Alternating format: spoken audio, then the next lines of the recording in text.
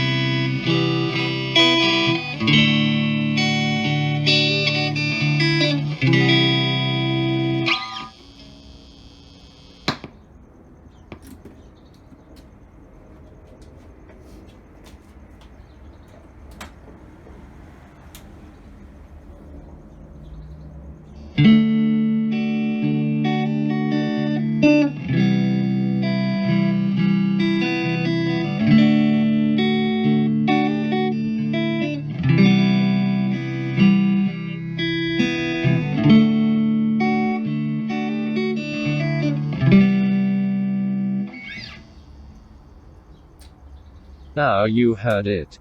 I kept the video recording while I changed from amp to really hear the difference.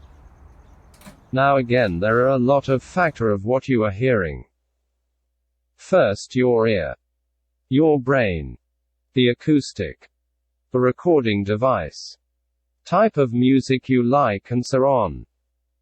But keep an open mind. The amp housing or box of the Roland are enclosed. And the Line 6 amp is open. Just those two physical condition of the box made the acoustic difference plus the type of speakers. The Roland Cube 80 is louder when I was playing it, and so I was surprised when I hear the video that the volume level is about equal to Line 6 and Cube 30. The treble part of the amps or the high tone that comes out from the speaker is more sensitive to most of the recording device, so I consider that. One thing I remember is all three amps control buttons were all set on their mid settings. The master volume, the bass, the mid, the treble. The only thing that I realized that I did is the Roland Cube 80 has a presence knob and I turn it off. With a raw and no effect sound, I would consider the Line 6 as kind of a Fender Stratocaster sound and best for rocker out there. Roland Cube 80 sounded more of a Gibson guitar tone to me that's suitable for jazz and soul music. And Roland Cube 30 is in the middle of both. The high and low tone. But if you use a guitar effects, the amps really do not matter, as you will produce the sound you like based on the effect you configure. Now your amp basically your volume driver only. I like all sound of guitar from metal to jazz, and it's just amazing what effects can do. But don't leave out the soundman if you have one, as they mix what comes out from your speaker so it will be balanced for audience to hear. Have you watched some TV shows with nice well-known band performed live but sounded bad? That is the fault of the sound technicians or soundmen. Period. Well, I will conclude this video and hope I have provided some input. Thanks for watching.